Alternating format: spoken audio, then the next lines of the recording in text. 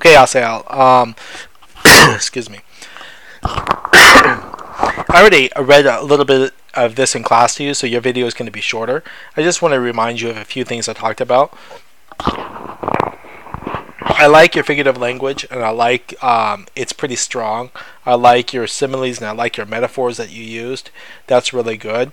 I think the thing I want you to work on is taking out the story that's not meaningful, which is what I mean. Keep track of your pacing, and make sure that you're talking about focusing on the elements of your story that should be there to help support your claim that middle school is new and is scary and exciting all at the same time. And I'll give you an example. I entered that's fine. I entered the religious store where 7th and 8th graders were breaking the rules and gossiping of other students. I was shocked. Okay, that's fine. After that, a teacher gave me, this doesn't really need to be there. After that, a teacher gave me a schedule of your alpha room to go to. They didn't give me your schedule of my alpha room, right? Yours, but name started with a P. I had Miss Washington's class and gave me a planner. Once schedule later, I boogied to my first 2 periods. There was Mr. Carroll, my English teacher, for 2 periods. My schedule. Then none of this is exciting or interesting in your story. Okay, we don't want to hear your day-to-day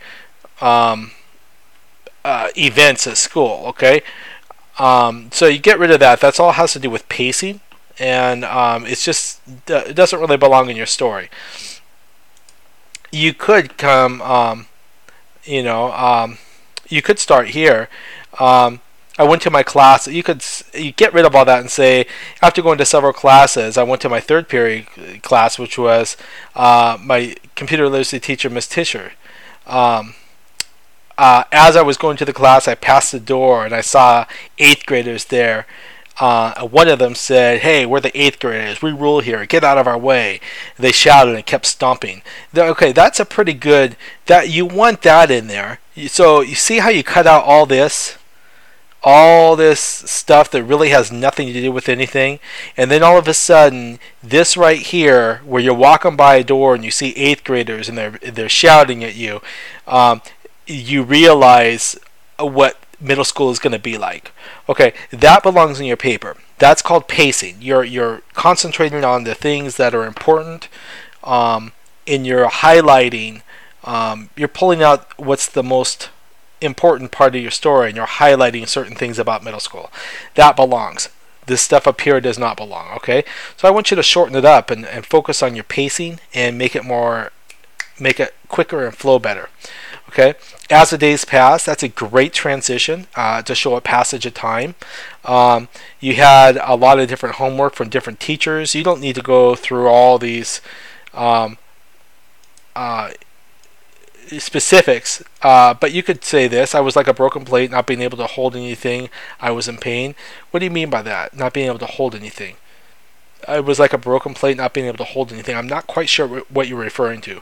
Hold what? I love the figurative language. It's a wonderful metaphor. I just don't know what you're referring to. So you're going to have to clarify that. That day, a lot of things came to my mind. There were a lot of rules to go with. So if I break any rules, I get sent to the dean's office where trouble is fixed. And trust me, getting RPC is not fun. So you could say something, there was a lot of rules and I was worried whether I was going to break them or not. So I like this right here. That highlights another difference at middle school, that there was a lot of rules and they were hard to follow. I like middle school, but I'm still in pain. Okay, that's fine. That's wonderful, but that's not dialogue. Okay, get rid of the quotes there. That's just part of your response. The next day I was serious. After eating breakfast, the bell rang. Ding. Okay, that's pretty good. So when boogieing to my first 2 periods, I turned in the homework that was needed to be turned in. Not all my classes turned in. Okay.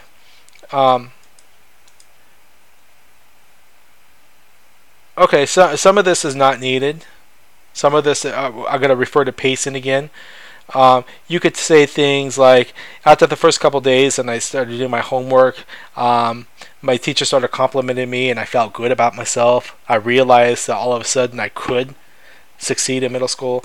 That's fine, but you may not need the details here. It's up to you. A few details aren't bad, but we do want to control the pacing. Um,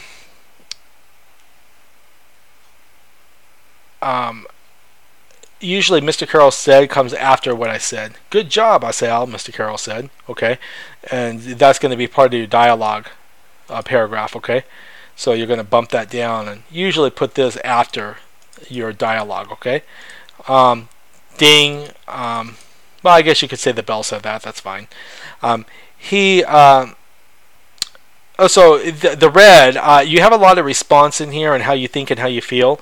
You didn't do a very good job of identifying that. It's actually mixed all the way through your writing. You do a great job with responding, everything you're thinking and feeling, but you don't do a good job of marking it up. Okay, most of this of what you mark up down here is just part of the event.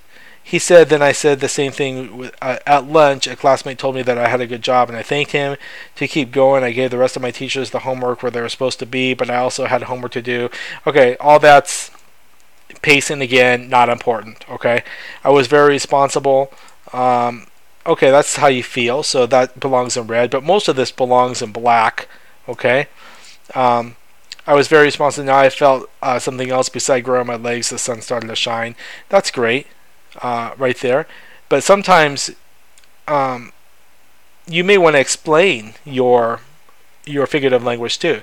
The sun started to shine. I knew everything was going to be wonderful, or something like that, or I knew I was going to be happy here.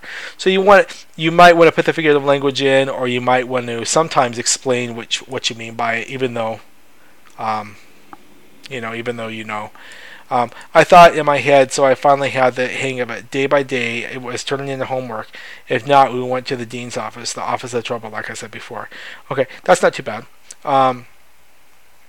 So I want you to go back through and cut out a bunch of that information that doesn't belong there, that just messes with the flow of your writing. Keep the important stuff in, like I've pointed out.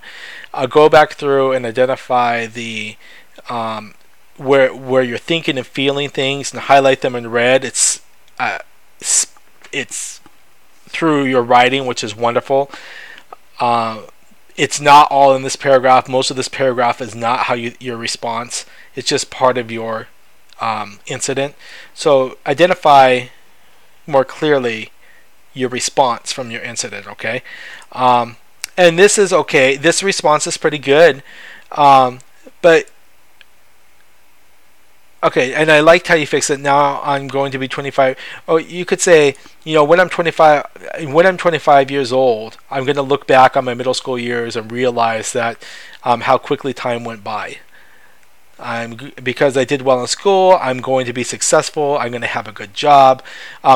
It's a great reflection, but you need to clarify it a little bit. If the writing's really rough right here, okay, it doesn't flow completely, and I want you to read it through and clarify it a little bit more. But overall, pretty good. I'm very happy with your use of figurative language. I'm happy with your writing. I just want you to cut out some of the stuff that drags it a little bit, and slows the pacing down a little bit. Okay, but overall, pretty good. Good luck on your rewrite, and clean it up. It should be shorter, a little bit shorter when you rewrite. Okay.